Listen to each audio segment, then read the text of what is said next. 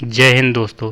UP triple S C PET exam कब होगा, क्या पढ़ें, इस पर क्यों इतना बवाल हो रहा है, कैसे सिलेबस को कवर करें, कम पढ़ाई में ज़्यादा अंक कैसे प्राप्त करें। तो कब इसका एग्ज़ाम होगा?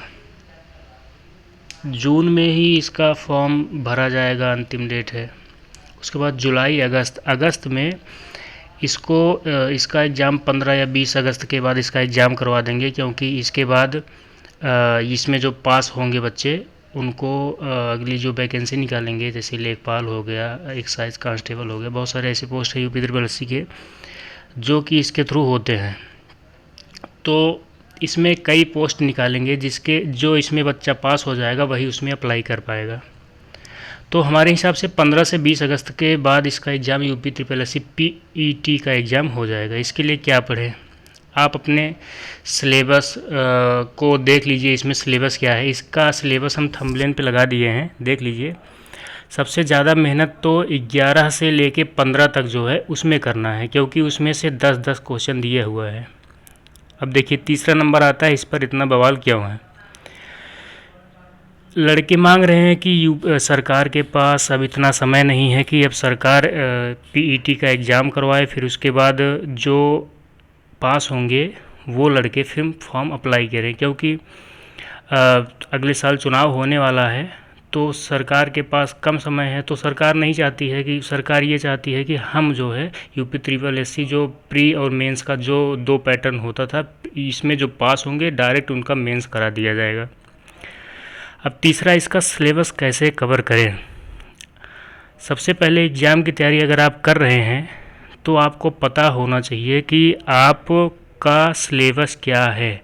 बहुत सारे बच्चे ऐसे होते हैं जिसको अपना सिलेबस पता ही नहीं होता है, और सबसे बड़ी बात यह है कि कई बच्चे ऐसे हैं जो कि कई एग्ज़ाम के लिए फॉर्म भरे हुए हैं। इसका भी कर रहे हैं, 2 महीने बाद दूसरे के एग्ज़ाम है, 2 महीने बाद दूसरे के एग्ज़ाम है। हम लोग अपनी पूरी पढ़ाई नहीं कर पाते हैं, तब तक दूसरी एग्ज़ाम आ जाता है, फिर हम वो भी करने लगते हैं, उसकी तैयारी करने लगते हैं, गाइड पढ़ के जाते हैं, परीक्षा देते हैं, फेल होके चले आते हैं।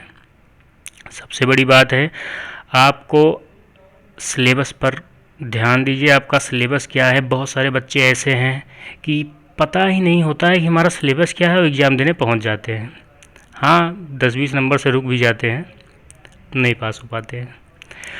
तो अब कम पढ़ाई में ज़्यादा अंक कैसे प्राप्त करें? इसके लिए सबसे पहले आपको ये तैयारी करनी होगी कि आपको अपना सिलेबस पूरी तरह से पता होना चाहिए।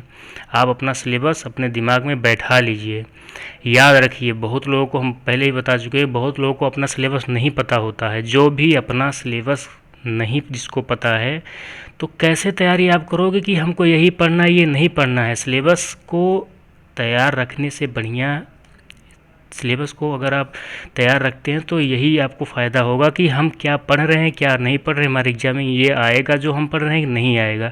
ये इसके लिए बहुत ज़रूरी होता है। और जब भी आप पढ़ रहे हैं, आपका मन इधर उधर भटक रहा है, इसके लिए भी हमारे पास एक उपाय ये है कि आप एक कुर्सी और मेज़ की व्यवस्था करें, उस पर बैठ के आराम से पढ़िए।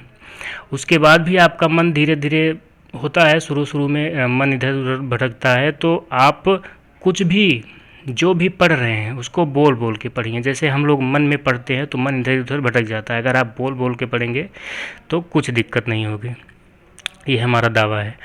और चौथी बात ये है कि जैसे हम एग्ज़ाम की तैयारी कर रहे हैं, बहुत सारे लोग ऐसे पहुँचे, अरे यार यूपी ट्रिपल एस सी में तो बहुत सारे लड़के हैं, कैसे पास हो पाओगे, लेखपाल कैसे बन पाओगे।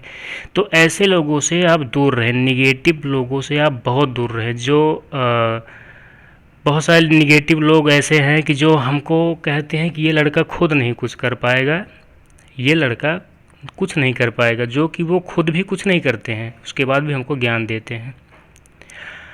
तो याद रखिए। और दूसरी बात ये है कि जैसे आप जब भी जीएस की पढ़ाई पढ़ रहे हैं, इसमें जो जीएस वाला पार्ट है आप पढ़ रहे हैं, उसके लिए आप ध्यान दीजिए कि एक बार में बैठिए तो 2 घंटे 3 घंटे मत पढ़िए। एक बार में आप बैठिए, 50 मिनट पढ़िए, 10 मिनट का रेस्ट। 10 मिनट का रेस्ट मतलब ये नहीं कि आप सो लीजिए या गाना सुनिए। 10 मिनट का रेस्ट का मतलब ये है कि आप उठिए, पानी पीजिए, इधर उधर टहलिए, फिर आइए, आराम से पढ़िए।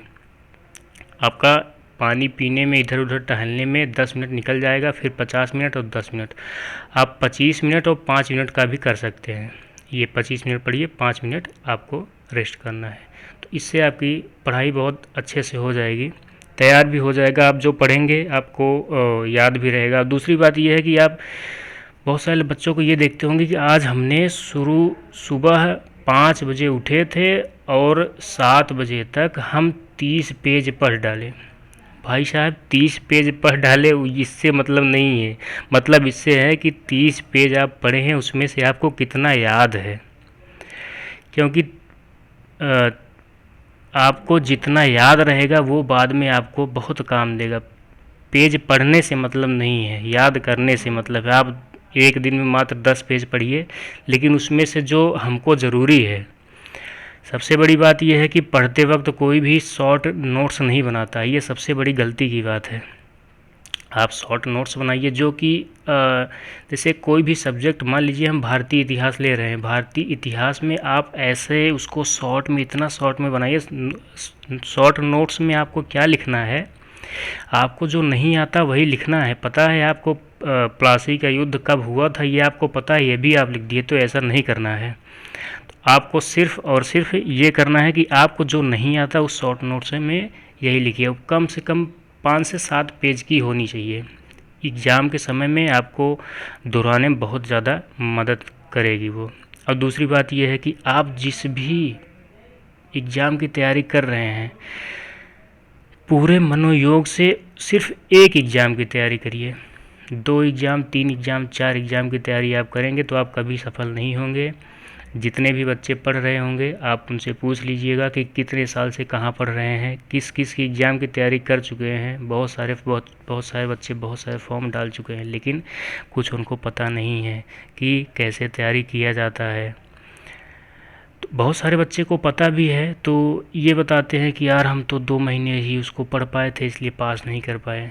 तो आप सिर्फ एक एग्ज़ाम की तैयारी करिए, और आप जो भी एग्ज़ाम दीजिए, पहली बात तो प्रथम नंबर पे ये है कि आपको अपना सिलेबस याद होना चाहिए। दूसरा नंबर ये है कि आप पूरा 100% जिस भी एग्ज़ाम की तैयारी कर रहे हैं 100% पूरा दीजिए। अगर आपका सिलेक्शन नहीं होगा तो हमसे बताइए। तीसरा नंबर ये है कि